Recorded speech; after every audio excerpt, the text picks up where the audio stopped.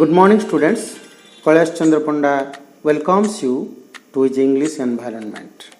Students, in our last episode, we discussed the first 8 stanzas of the poem The Ballad of Father Gilgan. In this episode, we shall discuss the remaining 4 stanzas. In this video, we shall discuss the meaning of important words and phrases of the last 4 stanza, the substance of the last 4 stanza, and the important questions and their answers. So let's move to the 9th stanza of the poem. And is the poor man dead? He cried. He died an hour ago. The old priest Peter Gilgan in grief swayed to and fro. Here swayed means moved unsteadily from side to side. Grief means sorrow. To and fro, it is an idiom which means going backward and forward. With a great hope, Father Gilgan had arrived at the sick man's house to pray God at the deathbed of the sick man. He knocked the door. The sick man's wife opened the door and exclaimed, "Father, you come again?"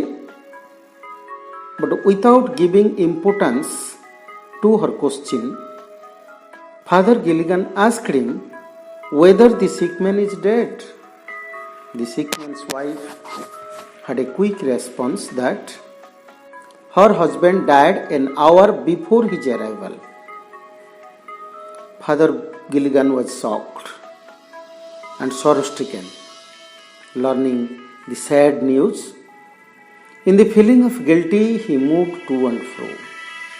Now let's discuss the questions and their answers of the stanza. What did priest ask to the poor man's wife? The answer: the priest Peter Gilgan asked the poor man's wife if the poor man was dead. What was the reply of the poor man's wife at the priest's question, "Is the poor man dead?" Answer: at the question of the priest, "Is the poor man dead?" the poor man's wife replied that her husband died before an hour of the father's arrival. Why did Father Gilgan move to and fro? The answer: Peter Gilgan was really shocked and sorrow-stricken when he was told that the poor man had died before an hour. In the feeling of guilty, he moved to and fro. Now let's move to the 10th stanza. When you were gone, he turned and died as merry as a bird. The old priest Peter Gilgan, he knelt him at the word. The wife of the sick man informed the priest that the priest himself was at the sick bed of her husband the whole night and performed his religious rites. After the departure, the sick man breathed his last peacefully as a happy bird, free from the cares and anxiety of the world. At the word of the woman, the priest realized that God has performed his duty. He was overjoyed and knelt down to pray God. Now let's discuss the question and their answers. What did the sick man's wife report to the priest about her husband's death? Answer: the sick man's wife reported that before night the priest was at her husband to perform the religious rites. After his departure, her husband died peacefully. Who came to the sick man before his death and why? An angel sent by God came to the sick man before his death in the guise of Father Gilgan to perform the religious work at his deathbed. Third question. Why did the priest kneel down? The priest knelt down to pray God, expressing his obligation and thankfulness for being so merciful to him for he came to know from the sick man's wife that it was God himself who sent one of his angels to perform his work in the absence of the father. Now let's discuss the 11th and 12th stanza combinedly. He who hath made the night and stars for souls who tire and bleed, sent one of his great angels down to help me in my need. He who is wrapped the purple robes with planets in his care, had pity on the least of things asleep upon a chair. Here hath is an old form of has. He refers to God. Tire means get tired.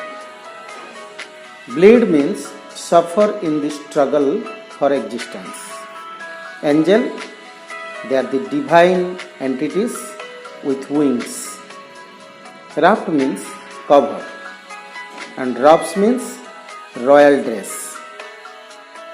Least of things means the most insignificant things. In his prayer, Father Gilgun says, God has made the night of stars, which means the calm and quiet and beautiful nature to give joy and peace of mind to the human being. For them who work hard daily in the struggle for their existence, enduring much pains and facing a lot of problems and hazards in life, God has covered the world with a purple robe to give a sweet sleep to human being. When Father was first asleep in the chair, to help him, God had sent of his great angels in the guise to perform the religious work for him. In this way, he saved both Father Gilgun and also the sick man. Let's now discuss the questions and their answers. Why has God made night and stars? The answer: God has made night and stars to give joy and peace of mind to the human being who work very hard for the survival. Second question: who had God sent down and why? God had sent down one of his great angels to do the religious work of Father Gilgun, as he was tired enough to do this. Third question: what was Father Gilgun's remark at the end of the poem? At the end of the poem, Father Gilgun presents his gratefulness for God. He remarks that God is so kind that he was taken pity on the smallest thing like him. In this way, we completed the poem Ballad of Father Gilgun. Watch the video again and again, and if you have any doubt, ask me. I will try my best to solve the problem. Next time, I will come with a new topic. See you next. God bless you all.